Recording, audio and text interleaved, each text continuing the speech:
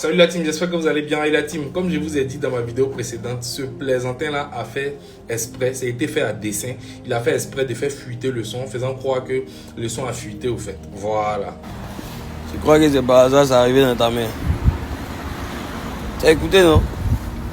Réponds si tu es garçon. Voilà, c'est-à-dire que en plus d'écouter un son qui est éclaté, en plus d'écouter un distract qui est éclaté, il fait sortir ça exprès en faisant croire que lui, il manipule le H, je crois que ce soit un plaisantin. Mais qui aurait cru? C'est-à-dire aujourd'hui, c'est Nabo Clément qui demande, qui mendie une réponse à Imra. Franchement, c'est incroyable. Mais bon, bref, passons. Imra, vous le connaissez, hein, il n'a pas tardé, il ne joue pas au champ. Voilà, il a réagi tout de suite. Voilà, il a préparé quelque chose là et il nous a dit ceci, si snap. Voilà, je t'ai répondu en 2 heures. Fais sortir ton son si tu es dangereux.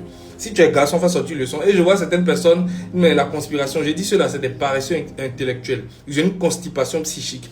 Ils disent, mais Imra faut répondre, Imra faut répondre. Imra doit répondre à quoi normalement? Puisque c'est un son qui a fuité, qui aurait fuité. Imra doit répondre à quoi? C'est pas un son qui est officiel. Le son n'est pas sorti officiellement. Donc il doit répondre à quoi? En vrai, quand Imra faut répondre. Vous êtes tellement bête. Je me demande comment vous réfléchissez. Bref, c'est pas là, votre bêteté se limite pas là. Vous allez comprendre où ça se limite. Là, ça n'a pas de limite même d'ailleurs. Mais vous allez comprendre jusqu'à où votre bêteté s'élargit. On est là, Imra a répondu, il a préparé son distract, voilà ça, voilà. Il demande maintenant à Nabo si c'est un homme de faire sortir officiellement le son. Parce que c'est comme ça, tu fais sortir officiellement le son, on sait que t'as porté vraiment tes coronesses, t'as porté tes couilles. Là comme ça, on te fait sortir ce qui t'attend, ce qu'il a préparé en seulement 2 heures de temps. Mais c'est même pas ça le plus pire, regardez comment la conspiration est bête la team. Il m'a réagi encore sur Facebook avec ses propos, voilà. Il réagit où il dit... tu contrôles rien. Je suis l'artiste africain le plus écouté. Tu n'es même pas 15e. C'est la Côte d'Ivoire qui me rapproche de toi et le fait que j'adore les challenges. Sinon, en vrai, t'es pas dans ma ligue. J'ai couché Davido, Burna, fait des disques avec vous, donc des distracts avec vous. Ça m'amuse juste. Regardez la team. Ces propos-là que Imra vient de tenir, je les ai tenus lors d'une interview récemment fait avec Rap Ivoire. D'accord? D'ailleurs, je vais revenir là-dessus sur une prochaine vidéo. Vous allez voir comment la conspiration a fui. Mais bon, l'interview va être disponible bientôt. Vous allez voir. Ces mêmes propos-là, je les ai tenus. C'est ce que j'ai dit. J'ai dit, Imra, ça l'amuse. C'est juste parce que ça l'amuse. Sinon, en vrai, vous ne concurrencez Imra. Vous concurrencez Imra dans aucun domaine. En fait, vous vous approchez pas de lui. Et les faits sont réels. Les faits sont là. Les faits sont têtus. C'est clair. Les chiffres sont là. Les hommes ne mentent pas les chiffres. Et là, on voit... Il a posté avec une image du Digital Global Artist Ranking qui le met 46e. Et donc l'artiste africain le plus écouté. Parce qu'il faut savoir que le Digital Ranking, ça englobe même les recherches sur Google, sur l'artiste et tout.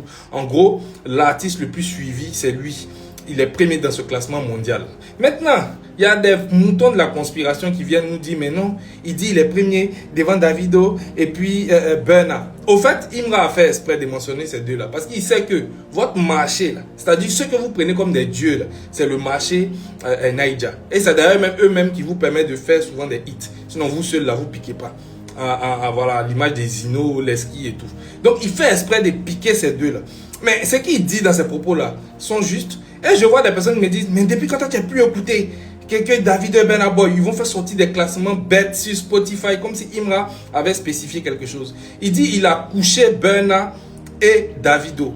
D'accord? La question que vous devez vous poser si vous êtes intelligent, parce qu'il y a quelqu'un qui disait que une partie de l'intelligence, c'est la question.